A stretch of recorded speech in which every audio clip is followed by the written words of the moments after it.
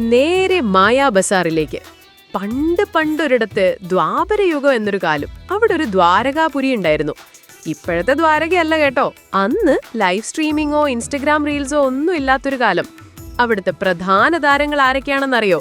നമ്മുടെ സ്വന്തം കണ്ണൻ ശ്രീകൃഷ്ണൻ, പിന്നെ നല്ല പൊക്കവും തടിയൊക്കെയുള്ള ചേട്ടായി ബലരാമൻ.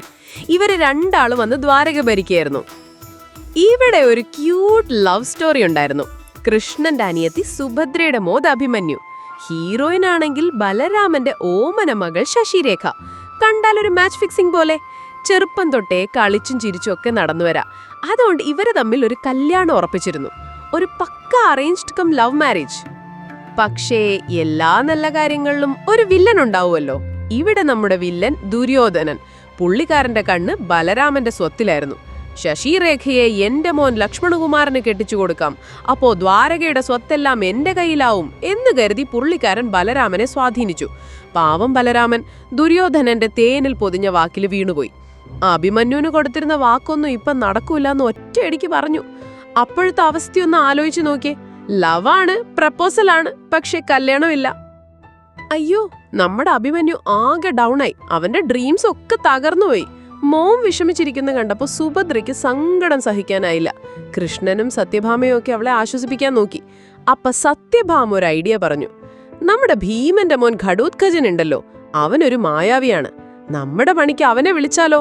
കൃഷ്ണനും സത്യഭാമയും കൂടി നേരെ ഘടോത്കജന്റെ അടുത്തേക്ക് പോയി. അച്ഛന്റെ മോനല്ലേ. അഭിമന്യുന്റെ വിഷമം അറിഞ്ഞപ്പോ ഘടോത്കജൻ ഫയറായി. ഹേ, നോ ടെൻഷൻ, ഞാനുണ്ടല്ലോ, എന്റെ മായാജാലം കാണട്ടെ ലോകം.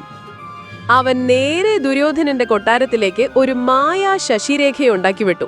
ഒറിജിനൽ ശശിരേഖ എങ്ങോട്ടാക്കിയെന്നോ? അവളെ നേരെ കാട്ടിൽ കൊണ്ടുപോയി അഭിമന്യുന്റെ കൂടെ നിർത്തി. കല്യാണത്തിന്റെ മുന്നോടിയായിട്ടുള്ള ചടങ്ങുകൾ തുടങ്ങി. ഈ മായാ ശശിരേഖ വന്നതോടുകൂടി കൊട്ടാരത്തിൽ ഓരോ സീനുകള്. പെണ്ണിനെന്താ ഭ്രാന്തായോ എന്നെല്ലാവരും. അവള് കഴിച്ചു കൂട്ടിയത് കണ്ടാലുണ്ടല്ലോ, ഒരാർമിക്ക് കൊടുക്കാനുള്ള ചോറാണ്, കൂടെ ഒരു വലിയ ബക്കറ്റ് പായസവും. എല്ലാരും വായം പൊളിച്ചു നോക്കി നിന്നു. അവൾ അവിടെ നിന്നൊരു ഗത എടുത്ത് അങ്ങനെ അങ്ങോട്ട് കറക്കി. നമ്മൾ 1 കിലോ കവറുമായി ലിഫ്റ്റിൽ കയറാൻ മേടിച്ച് സ്റ്റെയർ കേസ് എടുക്കുമ്പോൾ അവൾ ഇരുമ്പ് ഗത കറക്കുന്നു.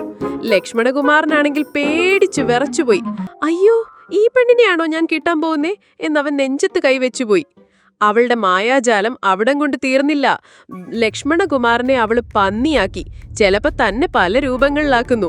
കല്യാണം ഒരു കോമഡി പടം പോലെയായി. അക്ഷരാർത്ഥത്തിൽ ഒരു മായാ ബസാർ.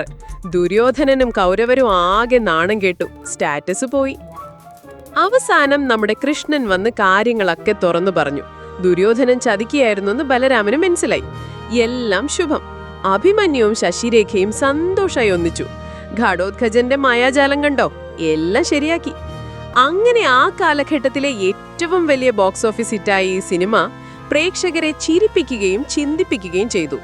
മായാജാലവും കോമഡിയും പ്രണയവും സന്ദേശവും എല്ലാം ഒത്തുചേർന്ന ഒരടിപൊളി സിനിമ. നിങ്ങൾ തീർച്ചയായും കണ്ടിരിക്കേണ്ട ഒരു മായാജാലം തന്നെയാണിത്.